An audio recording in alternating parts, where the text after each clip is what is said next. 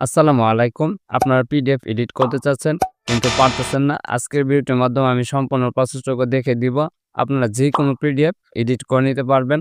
আজকের ভিডিওটি জাস্ট সম্পূর্ণ দেখুন, তাহলে আপনারা পিডিএফ এডিট করে নিতে পারবেন। চ্যানেলে যদি নতুন হয়ে থাকুন তাহলে চ্যানেলটি সাবস্ক্রাইব করুন।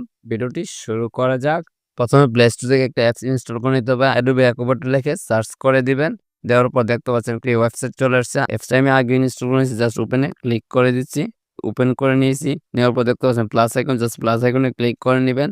তারপর দেখতে পাচ্ছেন এডিট পিডিএফ, জাস্ট এডিট পিডিএফে ক্লিক করে দিবেন। এখানে আপনি দেখতে পাচ্ছেন browser mode file, just browser mode ফাইলে ক্লিক করে নেবেন।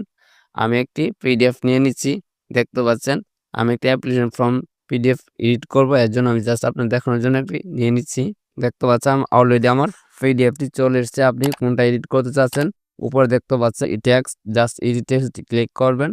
করার পর দেখুন ন্যাশনাল ইউনিভার্সিটি বাংলাদেশ, জাস্ট এটা ক্লিক করে আমি আপনাদেরকে রেখেছি একটা একটি করে চেঞ্জ করে কীভাবে চেঞ্জ করতে হয়। জাস্ট আমার নামটি লিখে দিচ্ছি ইউরোফে এডিটর অ্যান্ড অনলাইন টিপস লিখে দিচ্ছি আপনারা বোঝানোর জন্য, জাস্ট লিখে দিন। তারপর সেভে ক্লিক করে দিচ্ছি। দেখতে পাচ্ছেন যে সুফে এডিটর অনলাইন টিপস হয়ে গেছে ন্যাশনাল ইউনিভার্সিটির পরিবর্তে। তো আমি দেখতে পাচ্ছেন স্টুডেন্ট কপি, জাস্ট এটা চেঞ্জ করবো, এর জন্য এখানে ক্লিক করে দিচ্ছি। করার পর এডিট টেক্সট, জাস্ট এখানে ক্লিক করে দিবেন।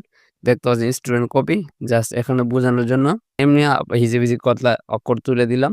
তারপর সেভে ক্লিক করে দিচ্ছি। দেখতে পাচ্ছেন স্টুডেন্ট লেখার পর অনেকগুলো অক্ষর চলে আসছে।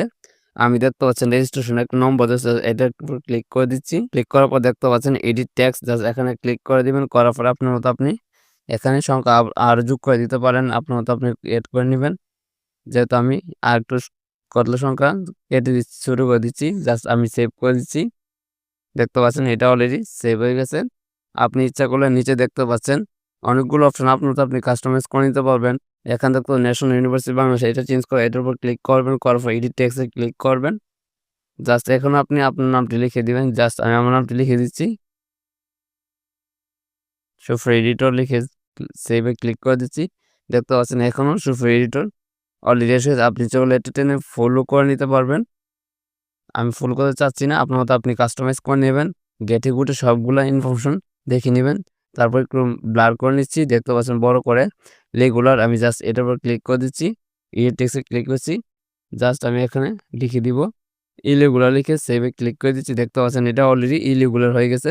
আপনার মতো আপনি দেখে নেবেন আপনার কোনগুলো এডিট করতে চাচ্ছেন। আপনার যে পিডিএফটা এডিট করতেছেন জাস্ট পিডিএফটা এডিট করে নেবেন। আর হ্যাঁ, একটি কথা বলে দিচ্ছি যে এই অ্যাপসটি আপনি ১ সপ্তাহ মতো ফ্রি ব্যবহার করতে পারবেন। পরে আপনি এটা ব্যবহার করতে পারবেন না। পরে আপনাকে এই অ্যাপসটি টাকা দিয়ে কিনে তারপর ব্যবহার করতে হবে। এইভাবে আপনারা পিডিএফ এডিট করে নেবেন। তারপর দেখতে পাচ্ছেন সেভ করার জন্য উপরে দেখুন ট্রিডর, এই ট্রিডরে ক্লিক করবেন। করার পরে এখানে অনেকগুলো অপশন দেখতে পাচ্ছেন যে প্রিন্ট, জাস্ট একটা প্রিন্ট দেওয়া আছে অপশন, জাস্ট প্রিন্টে ক্লিক করবেন। করার পর সেভ দেখতে পাচ্ছেন পিডিএফ, জাস্ট পিডিএফে ক্লিক করবেন। করার পর দেখুন সেভ, জাস্ট সেভে ক্লিক করে নেবেন। অটোমেটিক আমার পিডিএফটি সেভ হয়ে গেছে। এইভাবে আপনারা পিডিএফ এডিট করে নিতে পারবেন। ভিডিও যদি একটু হলেও ভালো লাগে থাকে অবশ্যই চ্যানেলটি সাবস্ক্রাইব করবেন এবং ভিডিওতে লাইক কমেন্ট করে পাশেই থাকবেন পরবর্তী ভিডিও পাওয়ার জন্য।